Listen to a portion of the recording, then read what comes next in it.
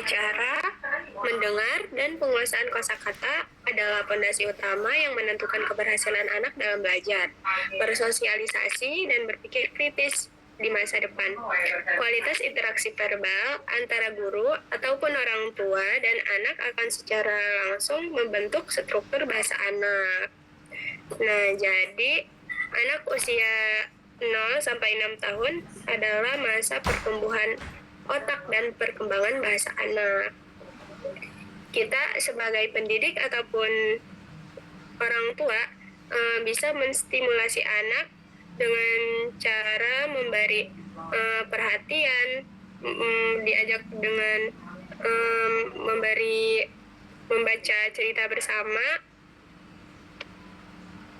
dan seperti berdialog. Nah, ini akan menjadi dasar penting untuk keberhasilan anak dalam berpikir, belajar, serta bersosialisasi di kemudian hari. Terima kasih. Selanjutnya akan dilanjutkan oleh rekan saya. Assalamualaikum warahmatullahi wabarakatuh. Mengerti. Komunikasi verbal di PAUD adalah proses pertukaran informasi yang dilakukan dalam bentuk tatap muka langsung melalui media seperti buku cerita, buku gambar yang dibacakan oleh guru sebagai sarana pembelajaran dan interaksi efektif dengan anak usia dini. Pendekatan ini sangat membantu stimulasi pikiran, perasaan, minat, dan motivasi belajar anak sehingga aktivitas belajar menjadi efektif dan menyenangkan. Selanjutnya boleh dilanjutkan oleh rekan kami.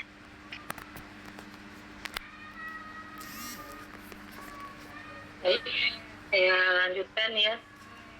Yang berikutnya adalah karakteristik komunikasi verbal. Di sini ada 6 karakter. Yang pertama yaitu jelas dan ringkas, yaitu kalimat dan bahasa yang digunakan harus sederhana, pendek, dan mudah dipahami agar tidak terjadi kesalahpahaman. Selanjutnya yang kedua adalah perbendaharaan kata. Maksudnya adalah menggunakan kosakata yang sesuai dengan kemampuan anak agar komunikasi menjadi lebih efektif. Selanjutnya yang nomor 3 adalah arti konotatif dan denotatif. Konotatif yaitu mengandung makna perasaan, pikiran, atau yang lebih berhubungan ke imajinasi anak. Dan yang selanjutnya itu denotatif itu lebih kepada makna yang sebenarnya atau kenyataan gitu ya, yang sedang terjadi. Nah, selanjutnya yang nomor 4 itu intonasi. Jadi penggunaan nada suara yang tepat untuk menyatakan emosi dan mempengaruhi arti pesan yang ingin disampaikan. Maksudnya seperti ini. Ketika kita ingin menyampaikan pesan yang misalnya kita tidak suka atau kita marah, ya kita gunakan intonasi yang sesuai gitu dengan emosi kita gitu, bukan malah marah tapi ketika disampaikan malah terlihat tidak marah gitu. Nah, yang selanjutnya yaitu nomor 5, kecepatan berbicara disesuaikan agar anak dapat mengikuti dan memahami pesan dengan baik. Jadi kalau untuk ke anak usia dini, kita penyampaiannya itu harus jelas dan intonasinya harus jelas, dan kecepatannya juga harus disesuaikan untuk anak-anak ya, jadi bicaranya tidak terlalu cepat gitu ya. Yang terakhir yaitu yang poin nomor 6 itu menggunakan humor gitu. Menggunakan humor yang dapat mengurangi ketegangan dan membuat komunikasi menjadi lebih menarik dan menyenangkan. Ini penting untuk diterapkan dalam komunikasi verbal di PAUD agar proses pembelajaran anak-anak berlangsung lebih efektif dan menyenangkan. Dan ini juga lebih bisa masuk untuk ke anak ya, karena kan anak-anak itu tipe belajarnya itu bermain sambil belajar sambil bermain. Jadi ya kita juga harus masuk ke dunia mereka gitu. dengan cara humor itu sendiri. Jadi jangan terlalu serius gitu ya. Seperti itu. Mungkin nanti bisa dilanjutkan lagi oleh teman saya. Next, Kak. Selanjutnya, penjelasan komunikasi verbal dalam PAUD harus menggunakan bahasa yang sederhana, jelas, serta diperbesar, serta disampaikan dengan cara yang menarik dan interaktif melalui bercerita, bernyanyi, dan dialog langsung untuk mendukung perkembangan bahasa dan penanaman nilai pada anak usia dini. Maksudnya dari sini dijelaskan bahwa komunikasi verbal di PAUD itu harus menggunakan bahasa yang jelas dan sederhana, penyampaiannya juga harus menarik dan interaktif, bisa menggunakan media bercerita atau bernyanyi. Contohnya di sini kayak menyanyikan dua mata saya bisa dengan gerakan, dan itu juga sudah bahasanya dengan jelas dan menggunakan media mata juga. Selanjutnya boleh dijelaskan oleh narasumber selanjutnya.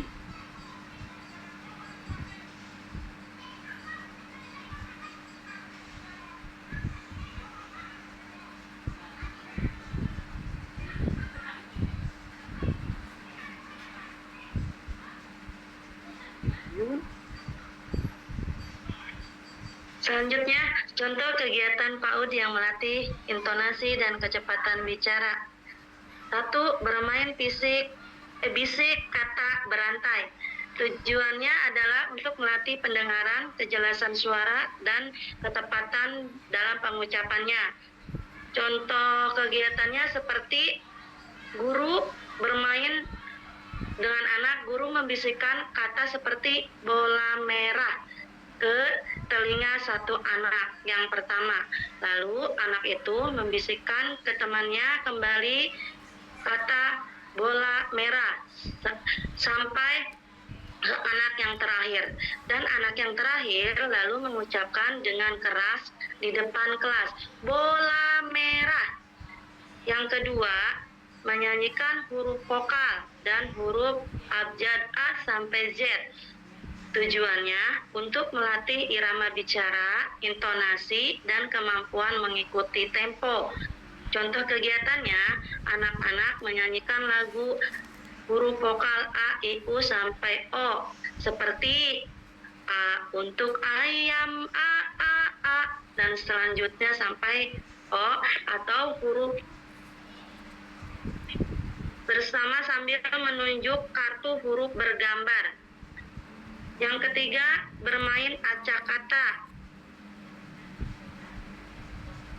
Tujuannya adalah untuk melatih kecepatan bicara dan mengucapkan kata dengan jelas. Contoh kegiatannya, guru menyiapkan kartu, misalnya kartu kata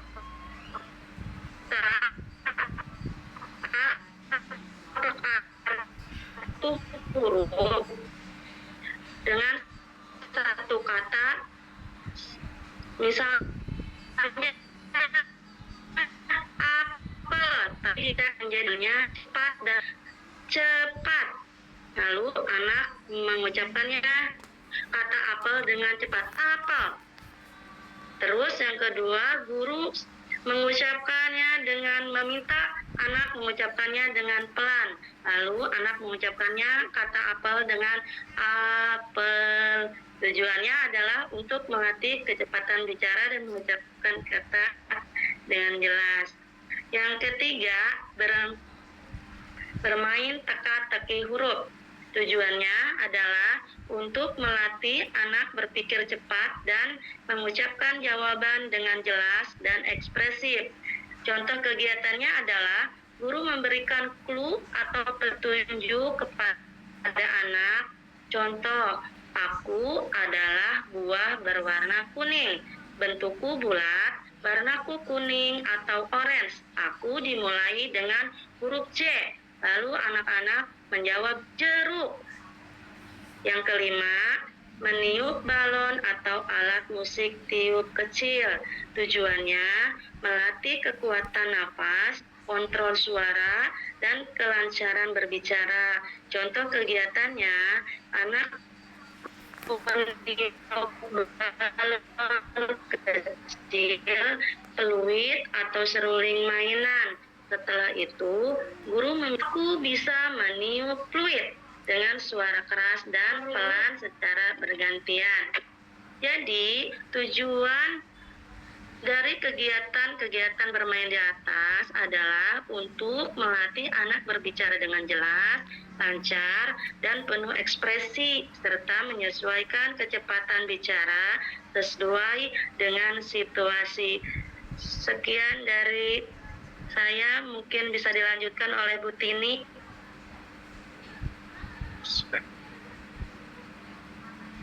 Oke, Silakan Bu Tini. Ya. Contoh demonstrasi komunikasi verbal yang efektif untuk PAUD meliputi beberapa teknik berikut. 1. Guru menggunakan bahasa yang sederhana, jelas, singkat saat berbicara dengan anak-anak agar mudah dipahami. Contohnya, anak kita sebagai pengajar menjelaskan dengan jelas kepada anak-anak. 2. Melakukan kontak mata dengan anak saat berbicara untuk menunjukkan perhatian dan membangun keterlibatan. 3. Menggunakan intonasi suara yang bervariasi dan ekspresif agar anak terkait dan pesan tersampaikan dengan baik. 4. Mengajarkan anak untuk berbicara secara bergantian dalam percakapan sehingga melatih kemampuan mendengarkan dan menunggu giliran bicara. 5. Menggunakan metode ice breaking berupa lagu, permainan edukatif, atau yel-yel yang dapat mencairkan suasana, meningkatkan semangat, dan motivasi anak untuk berbicara aktif. 6. Memberi kesempatan anak untuk bertanya dan menyampaikan pendapat sehingga terjadi interaksi dua arah yang baik. 7. Anak mendengarkan secara aktif dan mengangguk sebagai tanda respon positif terhadap ucapan anak. Sekian dan terima kasih. Dilanjutkan lagi dengan Kak Alfi. Oke, jadi kesimpulannya adalah komunikasi verbal efektif di PAUD itu harus interaktif, menyenangkan, jelas, dan juga melibatkan anak secara aktif agar tumbuh rasa percaya diri dan kemampuan komunikasi supaya berkembang dengan optimal. Sekian dan terima kasih dari kelompok kami. Wassalamualaikum warahmatullahi wabarakatuh.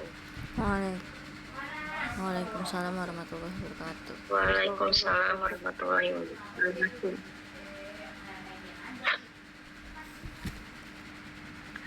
Baik, kita sudah mendengarkan pengertian dari kan mengenai komunikasi verbal maupun non-verbal.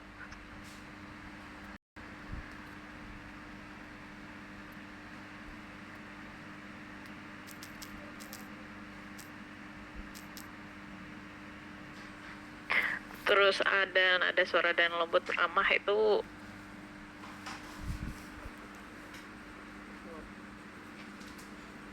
pengulangan kata. Tadi ada pengulangan kata ya. Pengulangan kata.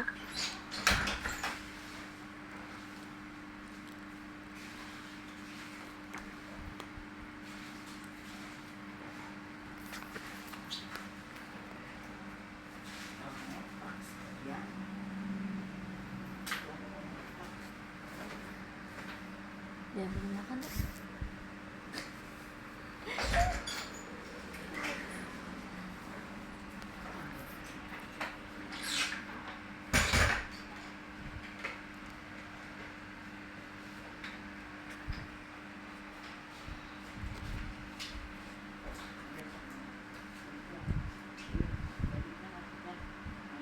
Baik, kelompok 1 Apakah bisa dijawab pertanyaan Bunda Novi?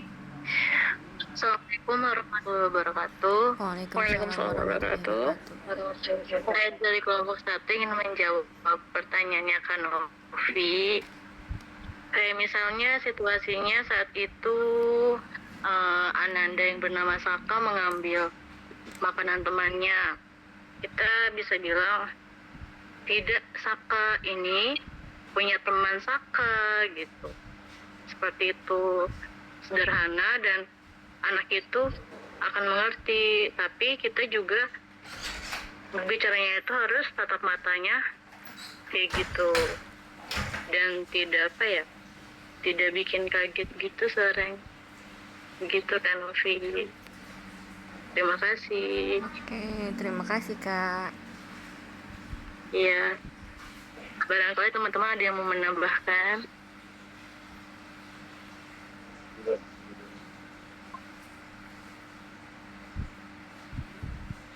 Saya kasih satu kata nih. Misal nama anaknya siapa ya? Misal nama anaknya Caca misalkan. Caca, Caca cuci tangan dulu, bersihkan tangannya agar terhindar dari bakteri. Itu masuk salah satu kata sederhana atau tidak? Untuk anak usia dini ya, ini kategori anak usia dini.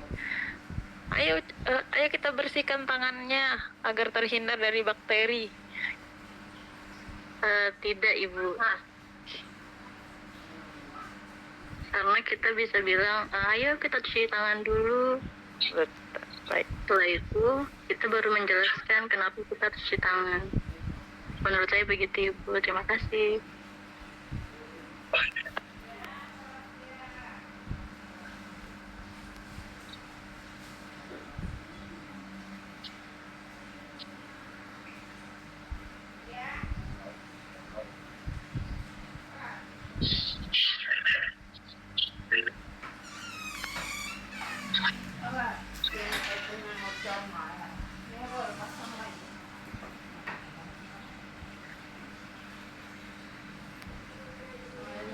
Baik teman-teman, apakah ada yang menambahkan?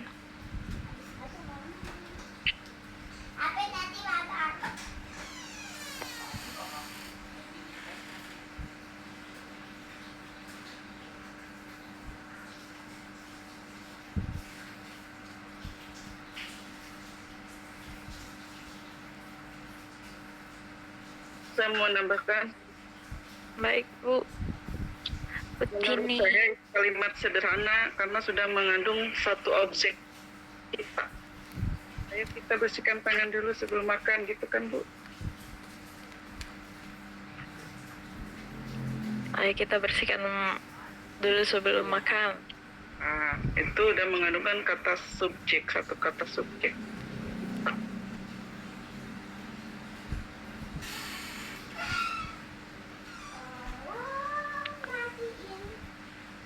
Baik, untuk prakteknya kalau ngajak cuci tangan ke anak itu misal ngajak apa aja ya cuci tangan. Misal mengajak anak untuk mengambil pensil gitu. Konteksnya untuk mengambil pensil. Bagaimana bahasanya? Bahasa singkatnya. Bahasa sederhana, kok singkat. Bahasa sederhana namun konkret itu yang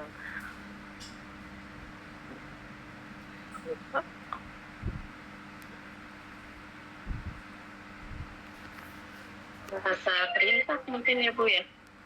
Perintah langsung ke anak. gimana tuh contohnya? Menugaskannya misalnya, silakan teman-teman ambil pensil di kotak pensil. Itu mungkin ya.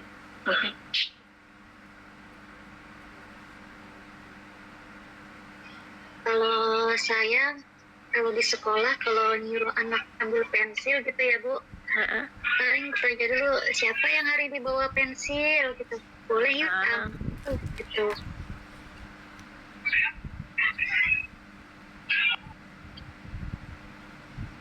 Betul ya, jadi kalau bahasa untuk anak itu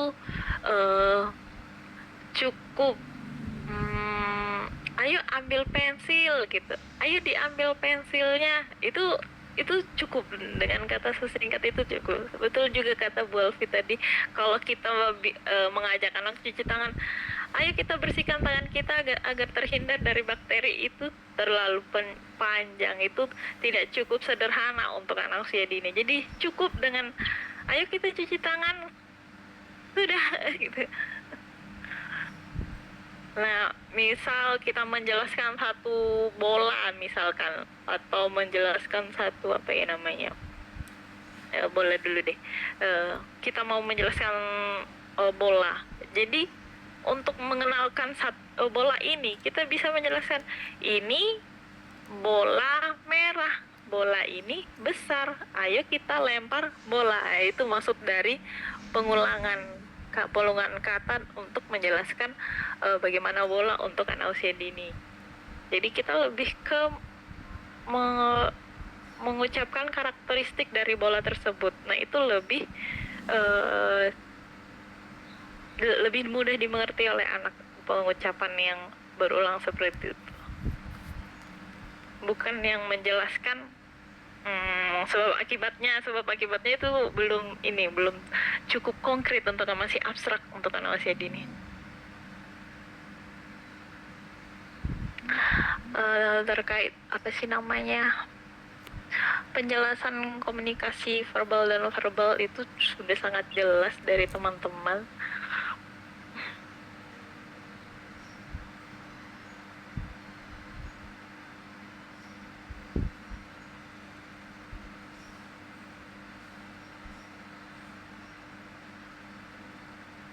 Nah, sebenarnya untuk verbal dan non verbal ini ada yang kita itu berkaitan gitu. Kita mengucapkan dengan ekspresi kita, kemudian apalagi namanya, kontak mata, gestur, nada suara, itu juga sesuai dengan mengikuti suara yang kita ucapkan gitu. Jadi verbal non verbal ini menjadi satu kesatuan. Namun ada yang non verbal yang saya ada sedikit, biasanya saya sering lihat itu ketika kita memuji anak di komunikasi non verbal ini ya. Komunikasi non verbal ketika kita memuji anak seperti ini, apakah itu betul? Apakah itu baik untuk anak usia dini? Iya, bisa jadi, Bu. Karena kadang saya suka kayak gitu. Kalau nggak tepuk tangan. Dengan ekspresi ya, Bu ya? Iya dong, ekspresi senang dan bangga gitu. Masa begini sambil merengut.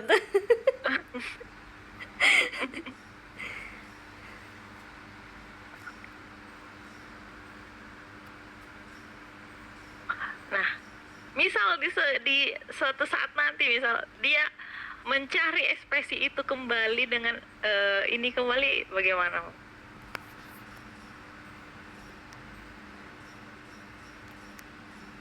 Nah, misal kita suatu saat gitu sedang sedang di pikiran kita sedang ada sesuatu yang mau kita kerjakan, tiba-tiba anak itu meminta pujian itu gitu, meminta kita untuk berekspresi seperti itu, dan dia tidak mendapatkannya, di bagaimana anaknya jadi.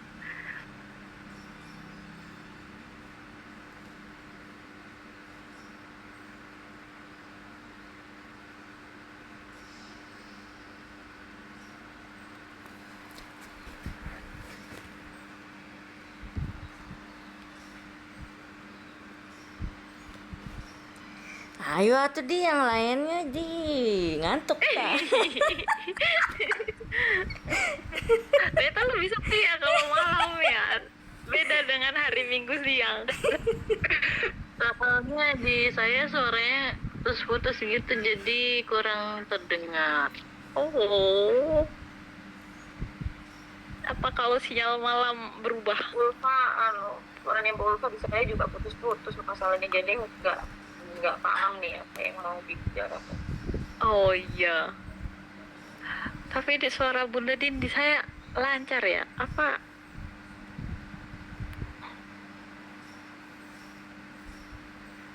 Berapa hari kan kayaknya linknya Unimar agak error ya. Oh begitu. Saya baru dapat Iya, temuan hari ini. Makanya kapan hari itu pakai link Gmeet saya. Link Gmeet saya kan maksimal 100, jadi meskipun pakai untuk kelas gabungan nggak ada masalah. Oh begitu. Sepertinya memang ini. Saya juga kurang tahu ini pakai Zoom bagaimana. Oke, kalau begitu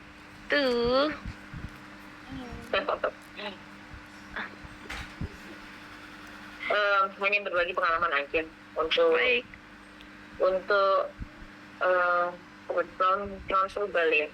Hari ini saya mendapatkan anak usia 2 tahun yang belum pernah sama sekali ketemu saya. Tiba-tiba nempel mulai pagi sampai siang dia dijemput, dan tiba-tiba dia bicaranya kan masih belum begitu lancar, tapi dia bilang sama mamanya, bilang dia cantik gitu sambil menunjuk saya.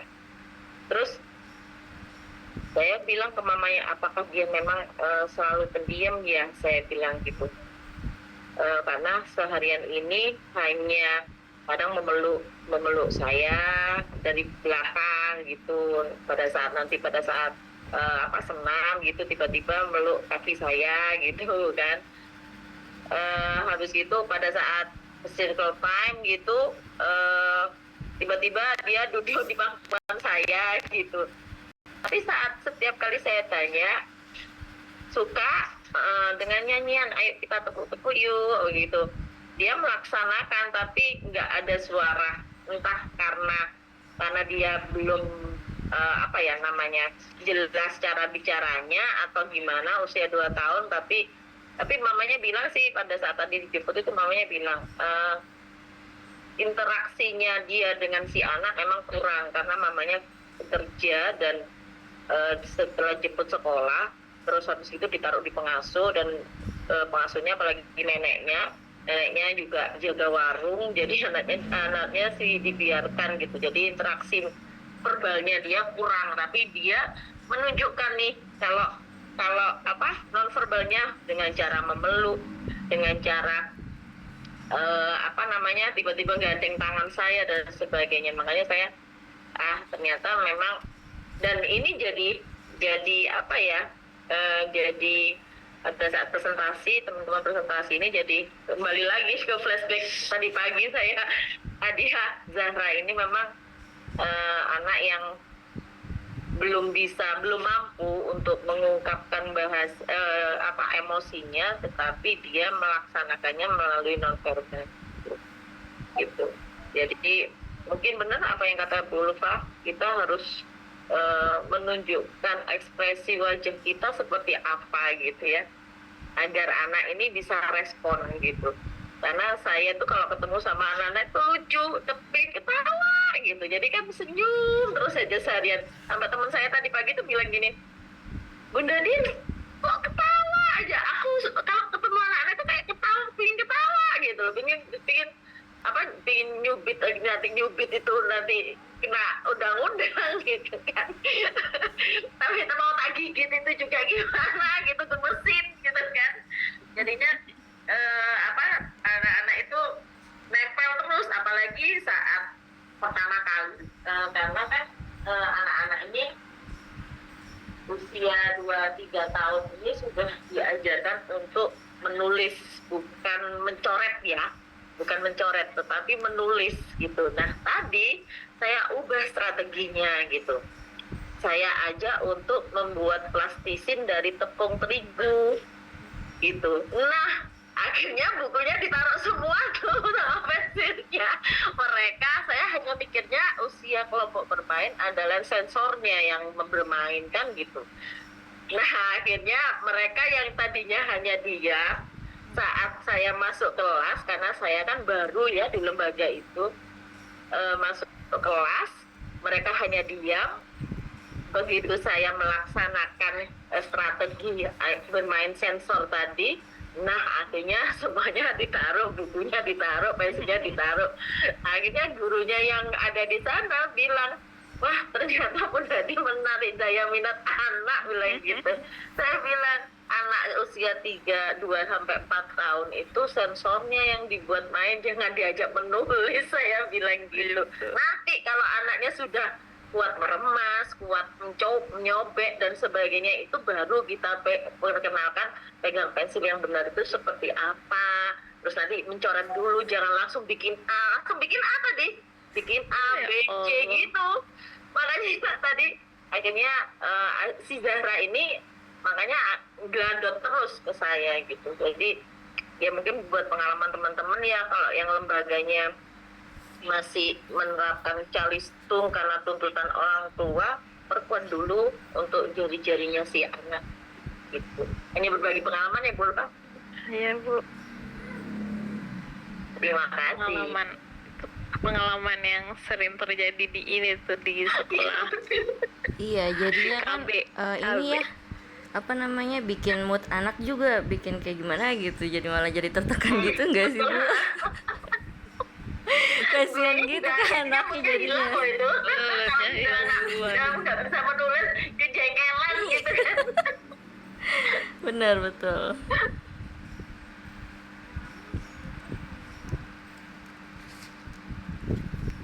Yuk yang lain.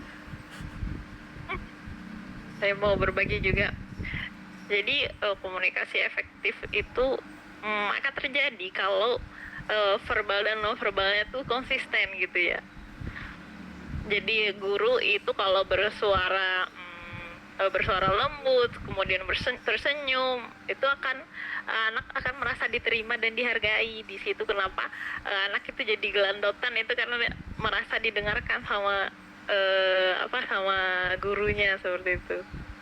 Tapi kalau dibalik gitu ya, kalau tapi kita ngomong lembut tapi ekspresinya tidak ada, itu anak akan takut lah. Misal, ayo kita ambil pensilnya, kita buat huruf A gitu. Itu juga anak akan lembut sih memang. Kelompok itu.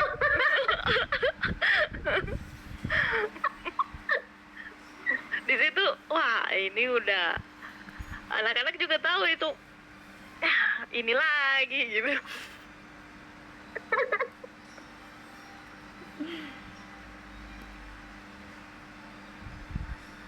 Saya juga sering tuh kalau di daycare saya jarang pegang anak, tapi setiap pegang anak itu pastinya kita harus totalitas ya, betul-betul mendengarkan anak. Nah, guru yang lain ini memang kita di sekolah Montessori memang, daycare Montessori memang.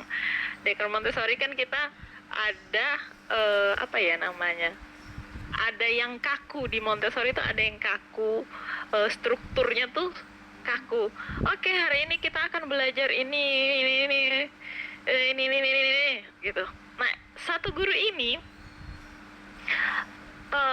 karena ini struktur kata yang sudah baku, yang setiap hari dia ulang-ulang, akhirnya ekspresinya hilang gitu ya. Ekspresinya jadi hilang.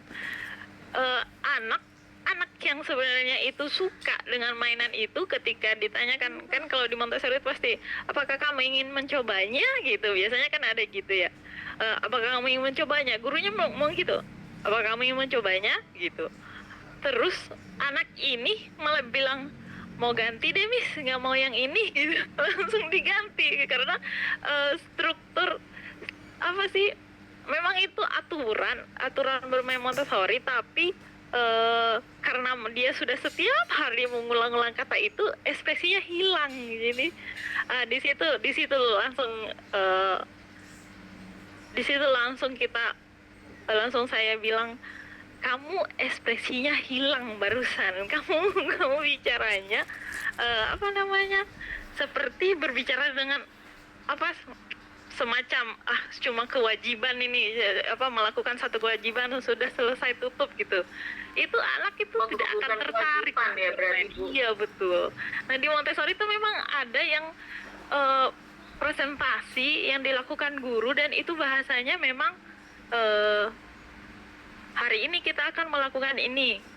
Kamu dengarkan ya, kita akan bergantian. Nah itu kalau dibicarakan dengan bahasa yang lembut namun tidak ekspresif, itu anak langsung bosan biasanya. Nggak nih Miss, ganti, mau yang itu aja gitu biasanya. Itu cukup sering terjadi kalau di daycare.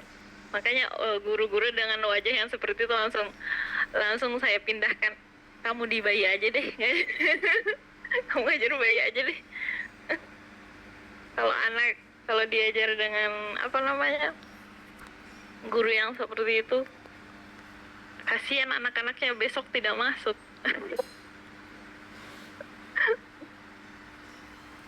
Ya, saya tadi juga satu lembaga saya ini juga gurunya selalu minta maaf karena memang ya benar ya kita mengajarkan kemandirian untuk si anak, tetapi kalau kita sudah melihat bahwa si anak ini kesulitan menutup tempat bekal, menutup tempat minum, kan harusnya kita bantu ya gitu. Tapi satu guru ini langsung begitu saya bantu, satu guru ini biarkan Bu Nadine, kalau nggak gitu nggak mandiri dia. Aku gini, iya kita tahu ya anak harus diajarkan mandiri, tapi kan kita harus tahu porsinya si anak, kemampuannya seperti apa. Kalau dia sudah kesulitan, kita tanya mau dibantu, nah gitu kan, otomatis kan dia kalau iya berarti kan minta dibantu kan gitu. Nah si guru satu ini saya bilang, iya memang kita memang butuh melatih kemandirian, tapi kan kalau kita lihat setelah si anak ini kesulitan menutup bekal, menutup tempat minumnya, terus meresleting tasnya, itu dia kesulitan, otomatis kan kita bantu, kita ajarkan, bukan kita bantu langsung kita tutupkan, enggak, tapi cara menutupnya, cara merapikan itu seperti apa kan kita bantu. Aku bilang gitu, kita contohkan dulu tak gitu. Kalau aku enggak kayak gitu, maaf ya Bunda Din, aku ini orangnya kayak gini gitu. Ada guru yang gitu ya. Aku bilang gitu, ya gitu caranya ini, aku bilang gitu, ini anak kelompok bermain, bukan anak TKB yang sudah benar-benar mandiri, aku gitu. Udah deh, aku bilang gitu, makanya kepala sekolahnya, kena Bunda Din nih, bisa dirombak semua ini.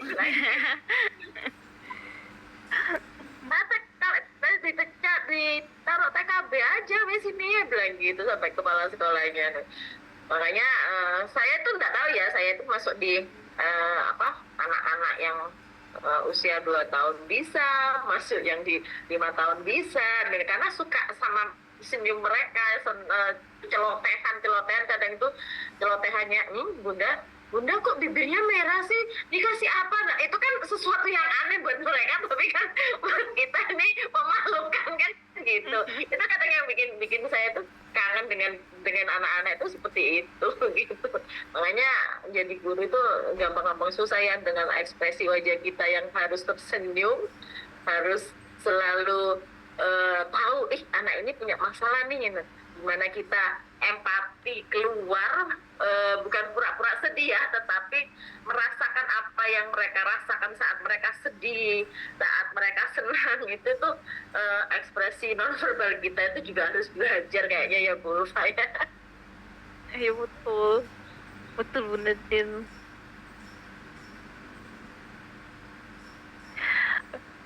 Tapi ada gini, salah satu guru saya tuh, tapi sekarang sudah berhenti, dia hanya mengajar 1 bulan sepertinya.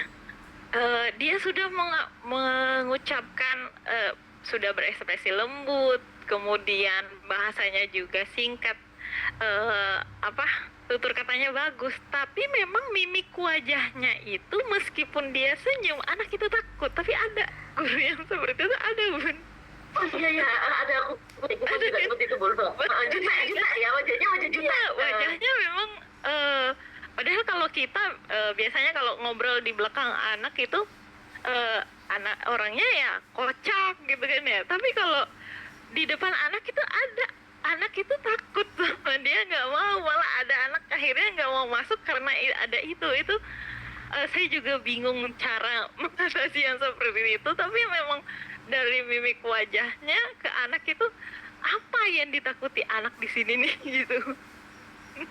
Saya juga bingung yang kalau yang begini nih.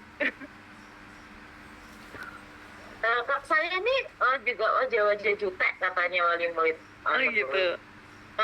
Tapi memang kalau ke anak-anak itu bisa sampai ngelandot, sampai ada anak yang nggak mau pulang sama Bunda Dina aja gitu, sampai orang tuanya tuh gandol.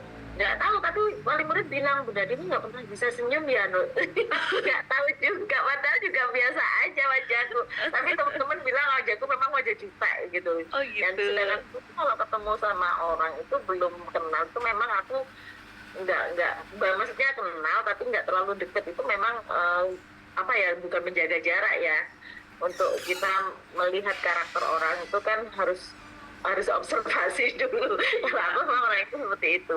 Tetapi ke wali murid memang aku nggak terlalu begitu dekat. Aku lebih dekat ke anak-anaknya karena kan kita ini mengajar untuk anak-anak bukan orang tua. Tetapi ya sebenarnya harus dekat juga. Saya dekat dalam artian bahwa kalau ada orang tua yang konsul tentang anaknya dan sebagainya kan kita harus memberikan pelayanan kan gitu. Cuma teman-teman itu bilang memang wajah saya wajah jutek, tapi kalau ke anak-anak selalu anak-anak bilang loh, Bunda Dina lucu, Bunda Dina gini, mulai gitu, orangnya bersimpangan gitu loh. Saya juga katanya teman-teman juga jutek, Bunda, nyebun saya pun nggak tahu juga, padahal wajah saya juga gini-gini juga. Oh, berarti memang ekspresi, kemungkinan ekspresi di bagian mata sepertinya, Bu. Jadi mata itu juga biasanya ikut senyum ya. Kita senyum itu bisa ikut senyum. Nah, guru saya ini juga, kenapa sih Miss? Aku lu biasa aja, kok anak nggak mau ya sama aku gitu. Dia sampai frustasi sendiri untuk gimana Miss, aku gimana gitu. Akhirnya dia bilang sepertinya aku nggak cocok di PAUD Miss gitu. Akhirnya dia berhenti. Padahal dia S1 PAUD, UNJ lagi. Iya, aku juga merasa kayak gitu loh, Bu Ulfa. Aku kadang-kadang juga gitu. Gimana ya supaya aku nggak jutek ke semua orang ya, boleh gitu. Aku kadang-kadang gitu. Padahal aku ya fan-fan aja, tanya aja Mbak Novi. Teman-teman juga tanya deh ya, aku kalau cerewet gimana di grup itu. aku paling jutek, paling judes ini di grup itu. Tapi nggak tahu juga, kayaknya aku ya biasa aja. Kadang aku juga bertanya seperti itu, Bu Ulfa. Kayaknya aku ini terlalu jutek ya, aku sampai bertanya sama sendiri sendiri. Tapi kalau berkaca aku emang jutek ya. Iya. Tapi ada anak yang tapi ada ekspresi wajah itu ada orang yang ekspresi wajahnya juga meskipun diam itu terlihat senyum gitu. Cukup bersyukur ke orang yang mendapat itu.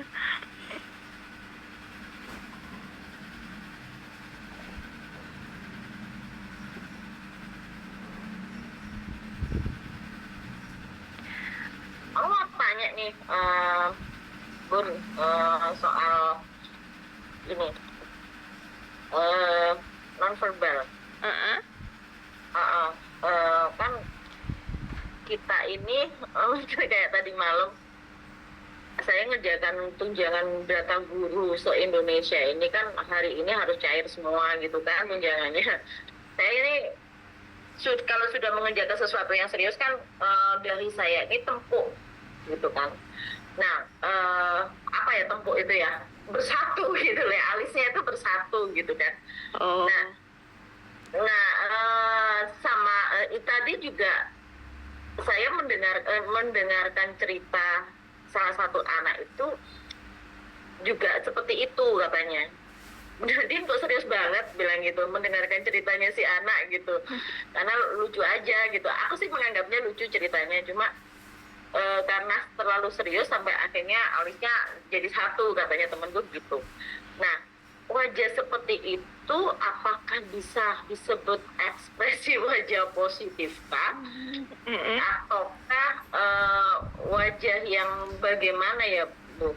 Karena saya kalau memang serius sesuatu itu pasti seperti itu, nggak peduli itu untuk mendengarkan sesuatu atau mengerjakan sesuatu yang serius, pasti seperti itu gitu loh. Dan itu yang kadang-kadang anak saya yang paling kecil tuh paling nggak suka kalau saya wajahnya seperti itu gitu, karena apa ya, dia pasti marah-marah gitu loh, padahal aku nggak ada apa ya, aura untuk marah atau emosi itu enggak, cuma ya memang alis itu kalau mengerjakan sesuatu dan sebagainya itu pasti tempuk menjadi satu. Kalau sudah fokus. Apakah itu ekspresi wajah positif atau gimana, kan tadi ada ekspresi wajah positif itu adalah kerut dahi yang mengkerutkan dahi gitu kan, ada tidak setuju atau kebingungan gitu. Kalau saya enggak, jadi saya mendengarkan Bu Ulfa gini tuh ya juga serius gitu ya juga tempuk gitu. Ini tadi sama anak saya bocil itu sampai digini-gini kan gue anunya apa, dahi saya sampai di jangan gitu Bu, jangan gitu kayak gitu. Iya, kadang teman saya itu langsung digini kan. Coba digini kan, itu kenapa sih harus begitu gitu. Tapi memang sudah bawaan kali ya Bu ya, atau gitu ya. atau bagaimana? Saya khawatirnya ke auranya itu ke anak-anaknya itu loh Bu. Nah, itu masuk kategorinya negatif Bu kalau begitu, karena orang yang di sekitarnya bisa merasa tidak nyaman Bu. Oh gitu ya? Iya, orang di sekitar itu bisa merasa tidak nyaman, dan ini apa namanya, tapi beberapa teman saya yang seperti itu memang ya bagaimana, memang wajahnya seperti mau dibagaimanakan gitu. Di sekitar sini kan dia nyari. Iya, betul. Iya, kadang teman saya mikir apa sih, serius banget gitu biasanya kan. Loh, enggak mikir apa-apa gitu kadang. Iya. Nah, itu membawa itu apa, ekspresi itu bisa membawa energi negatif juga di sekitarnya Bu. Oh gitu ya? Aku harus gimana dong? Jadi apa sih namanya, tapi kalau memang sama anak kan sama anak juga begitu. Iya, tadi tuh sampai sama temanku itu, Bunda ini kan apa, dia tuh cerita kok sampai kayak gitu wajahnya, sama saya ditegur kayak gitu. Tapi anaknya merasa nyaman masih ya Bu? Iya, anaknya merasa nyaman. Oh. Nah, akhirnya karena teguran temanku tadi, akhirnya aku mikir, apakah auraku nanti jadi aura negatif ya gitu. Tapi kalau anaknya masih merasa aman, Mak, berarti itu pandangan orang dewasa, Bun. Iya, ikut ngomong nih. Aku pernah ini ya, jadi kalau orang dewasa, iya benar kata Bu Ulfa itu.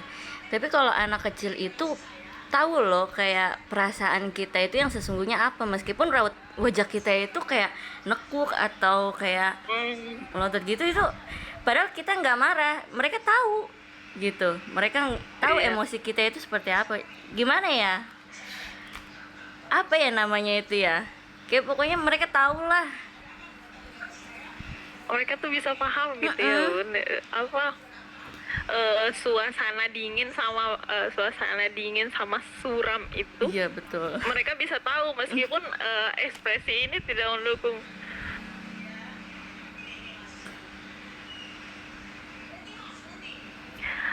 Baik, ini apa sih namanya, terkait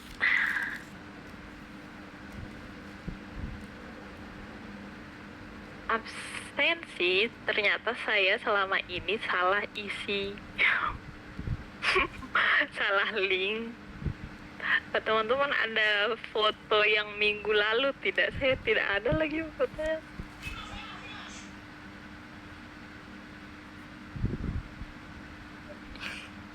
Teman-teman ada yang motong kah?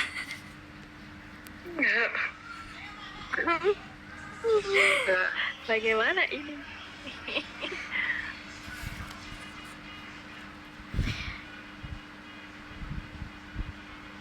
Tapi kayaknya nanti saya ada screen layar, nanti saya ini aja deh. Saya screenshot aja kali ya. Oh iya, baik. Oh, kita pertemuan keberapa ini? Pertemuan keempat ya? Iya kayaknya Bu. Iya. Iya Bu, mengenai untuk apa ya? Iya Ibu Mengenai dulu. untuk ini, untuk buku mengenai verbal non verbal ini sama.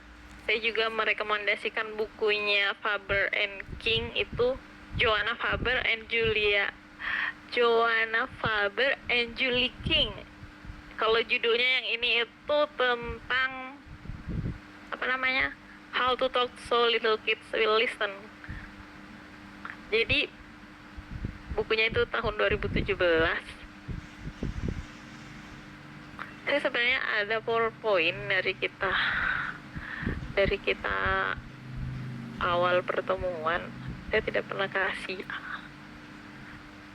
Jadi di situ ada referensi-referensi yang terkait pembelajaran kita selama ini.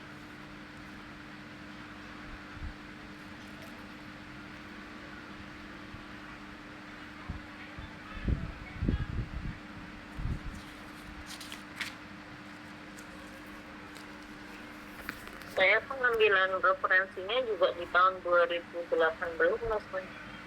Iya, saya juga 2017, 2018, bahkan saya masih pakai punya Harlock Jalongo, Harlock Edisi 1-2 aku kemarin juga pakai, terus punyanya Yuliati,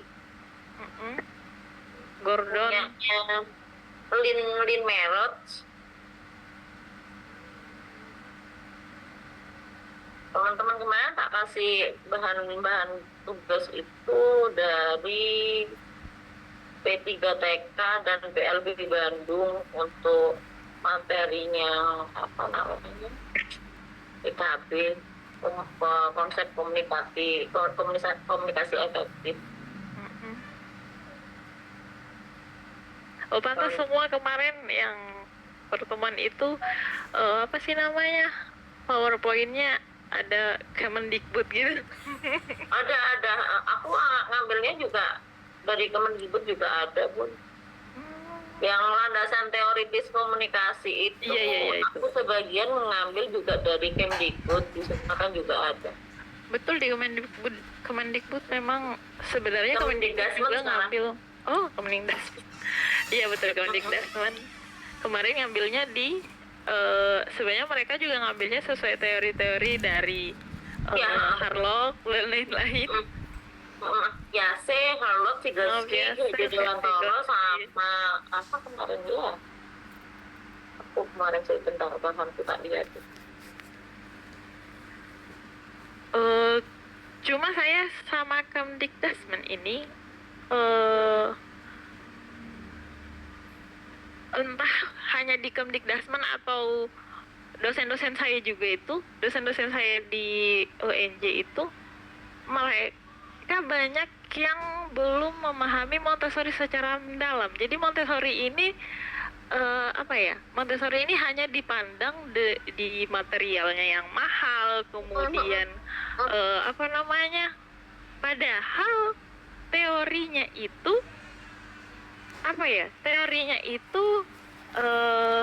dari Vygotsky, Piaget, kemudian siapa lagi namanya? Penerapannya kan lebih ke implementasinya. Iya, implementasinya tuh ada sebenarnya, tapi di masyarakat Montessori dipandangnya itu materialnya, bukan dari materialnya, padahal mereka itu Montessori ini. Jadi setiap pembahasan Montessori itu paling biasanya langsung dialihkan karena semua berpikiran itu dari materialnya. Apalagi di Indonesia ini dikenal untuk mengambil diploma Montessori itu kan sangat mahal ya.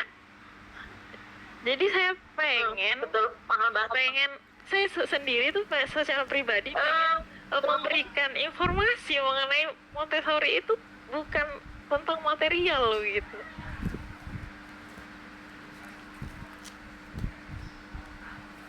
Tapi itu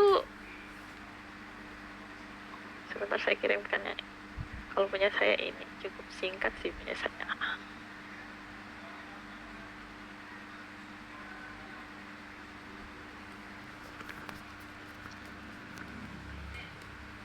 Saya malah punya kurikulumnya Montessori Cambridge untuk usia 3, 4, 5, 5, 6.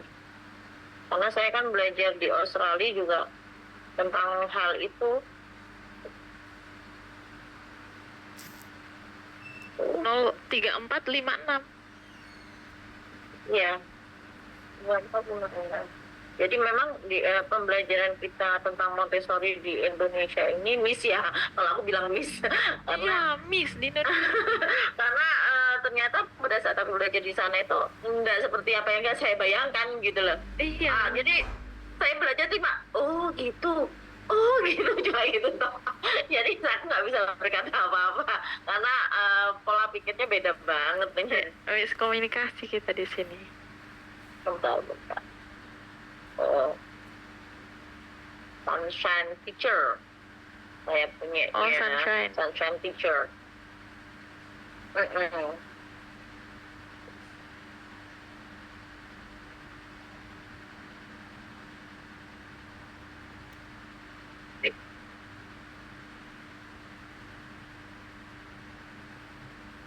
Nah, perbedaan dari Vygotsky dan Montessori ini begini. Vygotsky ini kalau sama seperti Bunda Din tadi, anak yang kesusahan ditawarkan kamu butuh bantuan gitu. Nah, kalau di Montessori menunggu anaknya sampai Mau dibantu, bilang sampai bilang mau dibantu atau tidak. Jadi gimana? Kalau Vygotsky itu, kalau Bunda Din itu masuk dari teorinya Vygotsky. Jadi Vygotsky itu menanyakan butuh bantuan atau tidak gitu, mau dibantu tidak gitu. Nah, tapi kalau di Montessori itu ditunggu anaknya.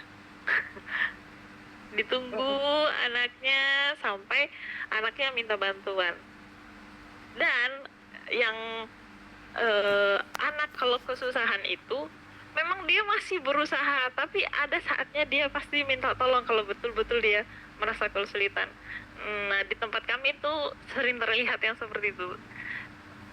Bekal makan atau mainan. Hari ini kan saya baru mengeluarkan satu mainan, dan mainan ini tidak langsung saya ajarkan bagaimana cara mainnya. Mereka, bagaimana ini cara mainnya, Miss? Ini mereka yang bertanya. Saya penasaran kan hal itu tuh. Apa mereka akan langsung main dengan kepercayaan diri mereka gitu? Ternyata tidak. Ternyata bagaimana ini Miss cara mainnya gitu. Setelah saya ajarkan satu mainan, baru mereka mulai bermain. Nah, di situ perbedaan Montessori dan Vygotsky. Vygotsky itu menanyakan kepada anaknya, kemudian kalau Montessori menunggu. Jadi anaknya masih diajak untuk berusaha sendiri dulu. Kalau Montessori seperti itu, baru sampai dia benar mentok gitu lah. Iya. Sampai mentok gitu, dia nggak bisa, benar-benar nggak bisa, baru lagi. Baru dibantu. Aku dibantuin boleh nggak gitu? Karena kelas di Montessori di Australia itu memang kayak gitu caranya. Jadi gurunya ini benar-benar menunggui ya, gurunya menunggui.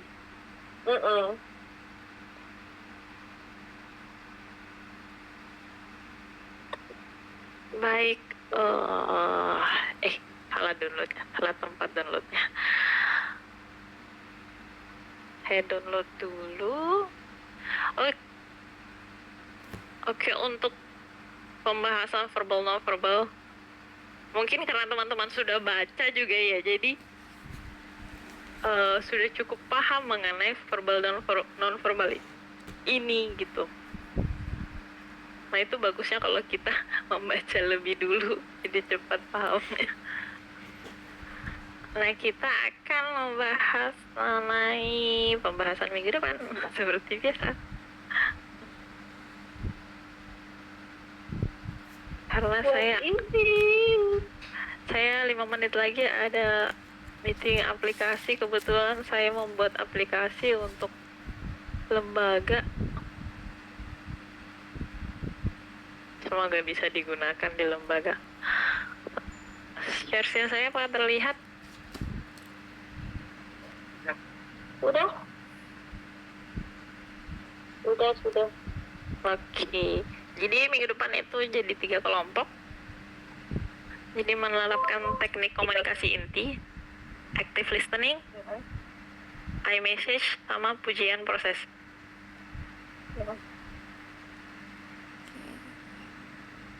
Jadi membahas pengertian, tujuan, dan manfaat active listening, kemudian membahas pengertian, tujuan, dan manfaat iMessage, kemudian membahas pengertian, tujuan, dan manfaat pujian proses, dan membuat contoh dalam skenario sederhana di masing-masing. Oke, Bun. Sudah di screenshot ya? Seru itu. Sudah. Aku paling suka kalau Ya, membahas Bu Ulfa, active mengenai ini ya. listening. Apa?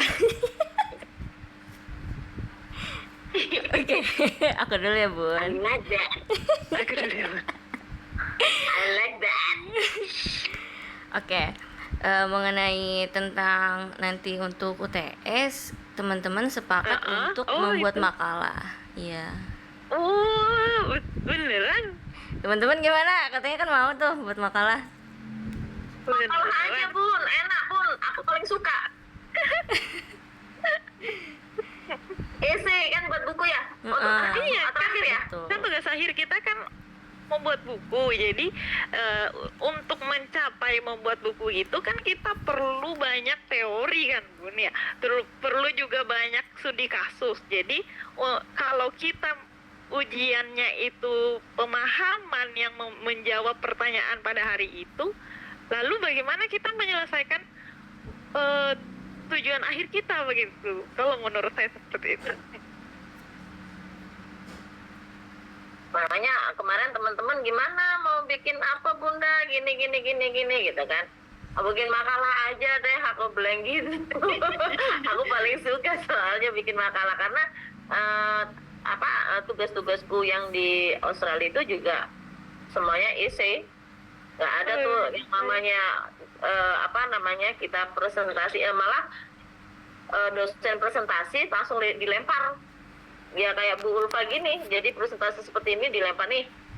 Kita mau membahas tentang teknik komunikasi inti nih, ada active listening. Coba pendapat kamu gimana active listening gitu. Jadi dilempar kayak gitu. Ya dari lemparan-lemparan pertanyaan dari dosen itu, kalau kita nggak aktif mencatat, nggak aktif merekam di otak, akhirnya tiba-tiba esainya dikumpulin ya tentang ini. Itu wes teman-teman udah kelabakan. Makanya teman-teman kemarin gimana ini wasnya Bu Ulfa gimana, makalah aja aku bilang gitu. Saya ini sebenarnya mau menerapkan hal itu kan kalau di tempat saya, maksudnya kalau dulu waktu saya kuliah itu kita tidak diberikan aba-aba, tiba-tiba pada hari itu membahas hari ini kita membahas active learning, bagaimana pendapat gitu.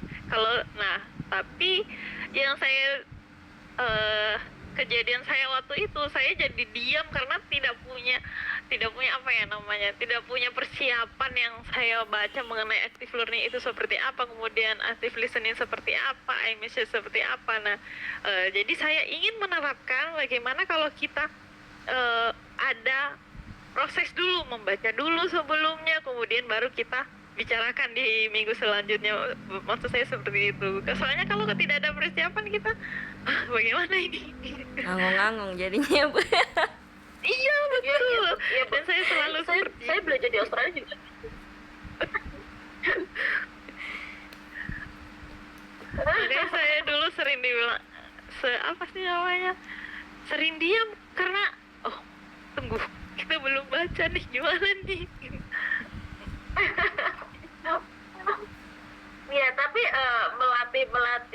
literasi kita juga kan Bun, kalau Iya, kita sering baca buku gitu, apalagi saya tuh suka baca buku memang. Jadinya teman-teman itu sering saya kasih referensi itu karena tugasnya active learning listening, tahu nih aku buku di mana nih gitu. Wah, ini sih aku tahu nih buku di mana gitu, karena karena seringnya membaca buku, saya ini paling suka ngendok di perpustakaan gitu. Jadinya semua buku, ini di halaman ini, Vygotsky ini memaparkan tentang konstruksi di halaman ini, tentang sosial emosional di halaman ini, itu sudah kayak di luar kepala gitu, kayak hafal banget gitu. Soalnya Bunda Ulfa tadi bilang nanti bahasnya aku punya bukunya ini, aku punya bukunya jadi enak. Oke loh. Nanti seru nih minggu depan. Nanti kelompoknya dibuat aja ya. Sikat Kasihkan ke ketua. asik bu ketua tuh mantap. Oke, siap. Soalnya tujuan akhir kita kan di untuk membuat buku itu. Nah, kalau bisa di bulan Desember kita sudah mengumpulkan semua ininya, jadi di bulan Januari kita sudah UAS kita tinggal bersandar lah. Tinggal refreshing di bulan Januari. Berarti untuk tugas UASnya berarti mengumpulkan makalah itu tadi ya Bu? Nanti kita di semester setelah UTS, di situ kita akan mulai membahas. Di bab 1 kita akan membahas apa, di bab 2 kita membahas apa, bab 3 kita akan nanti setelah kita review di UTS itu isi-isinya seperti apa, nanti di pertemuan setelah UTS itu langsung kita mau bagaimana nih bukunya, mau bagaimana nih, begitu Bu. Berarti model bukunya kayak antologi gitu ya Bu? Bukan, lebih ke studi kasus jurnal. Jurnal kan? Jurnal, lebih ke jurnal. Jadi kita memang ada seperti iMessage gitu.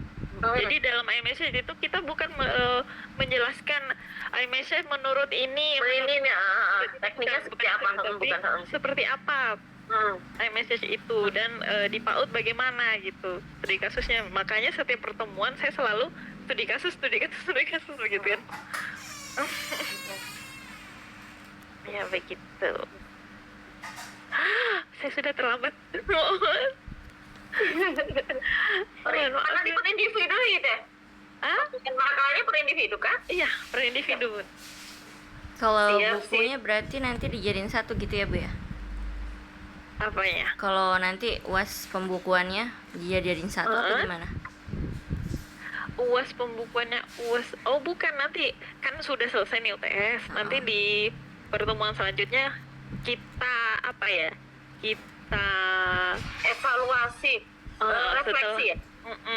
Jadi kita refleksi, kemudian kita buat konsepnya di setelah UTS itu bagaimana, apa saja yang perlu kita masukkan seperti itu di dalam buku kita ini.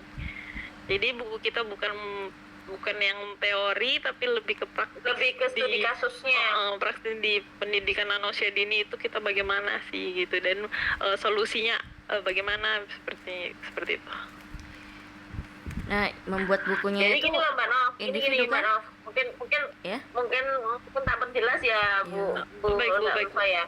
Jadi di studi kasus itu ada 4 poin yang wajib dikeluarin. Pertamanya, permasalahannya apa nih, si Mbak Nov ini punya masalah apa nih. Nah, dari masalah itu kendalanya apa nih dari masalah itu. Lalu dari kendala ini tantangannya apa. Dari tantangan itu keluarlah bagaimana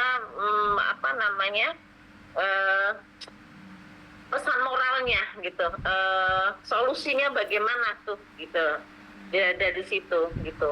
Nah, nanti dari 4 poin ini, kalau studi kasus itu seperti itu ya, 4 poin ini pasti akan ada gitu loh. Nah, umpamanya nih Bu Ulfa nih ngasih active learning itu seperti ini gitu ya. Nah, kita kaitkan dengan yang ada di kelas kita. Ada nggak anak yang seperti ini ya? Terus kita bagaimana caranya gitu ya Bu Ulfa ya? Betul seperti itu. Nah, gitu. Jadi bagaimana kita mengeluarkan solusinya, bagaimana kendalanya, tantangan buat kita, bagaimana lalu pembelajaran bermaknanya yang kita bisa ambil seperti apa gitu. Gitu ya Bu Ulfa ya? Betul. Nah, gitu caranya. Jadi apa ya?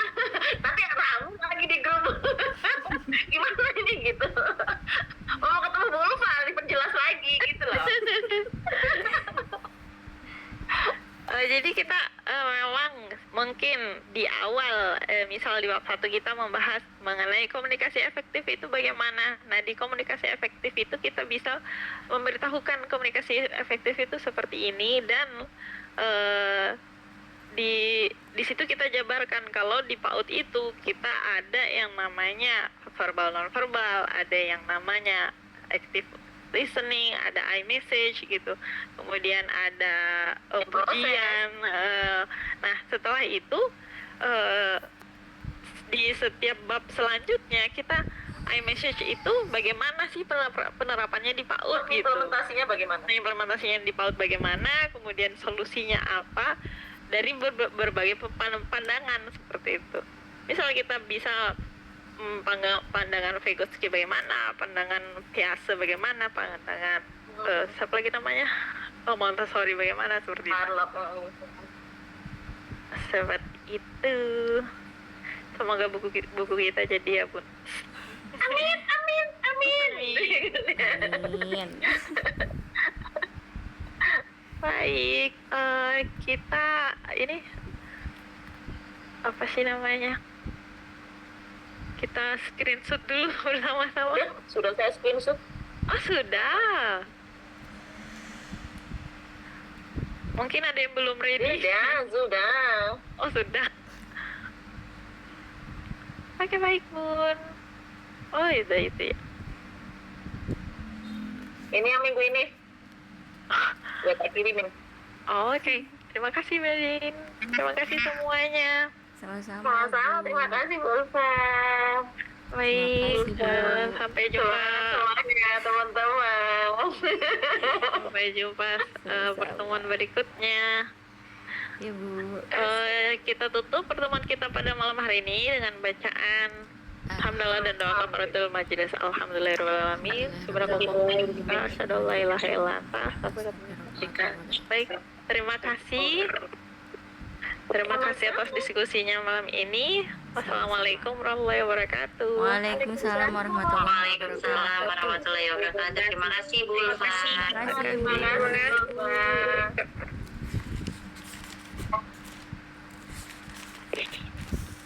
Semangat. Sudah. Semangat. Paham. Tugasnya paham. Bisa paham aku Bun.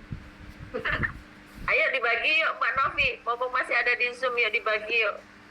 Kelompoknya siapa? Kelompok 1.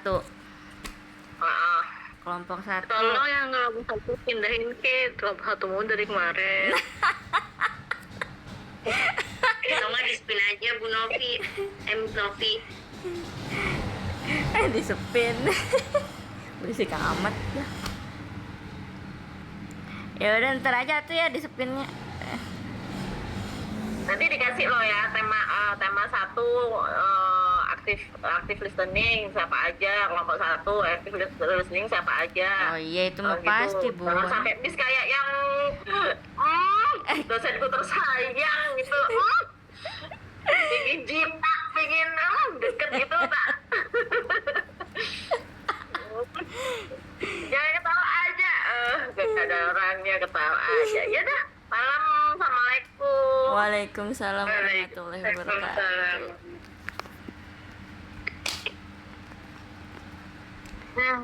Teman-teman. Oke, tidur ya, tidur. Assalamualaikum. Waalaikumsalam.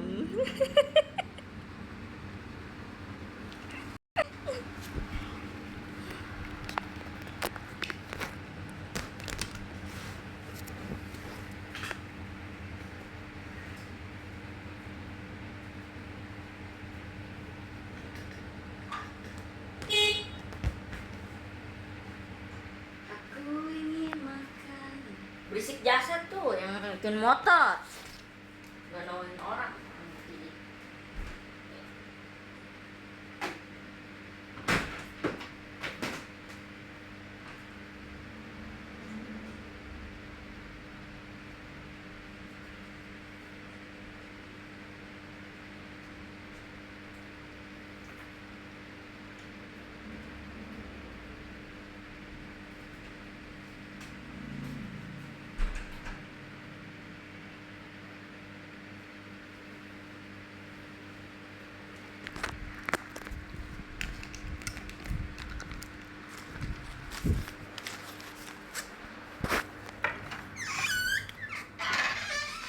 Aku mau makan.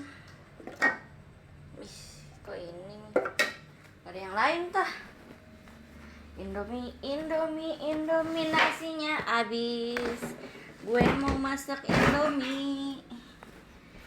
Mau pakai baju dulu.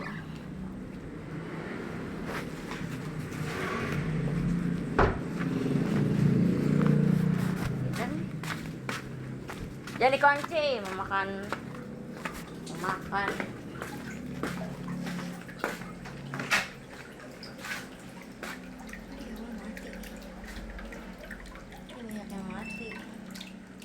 Banyak yang mati gara-gara bapak.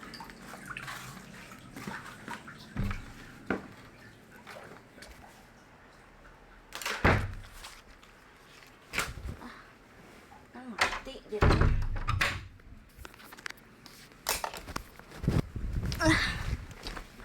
Pusing.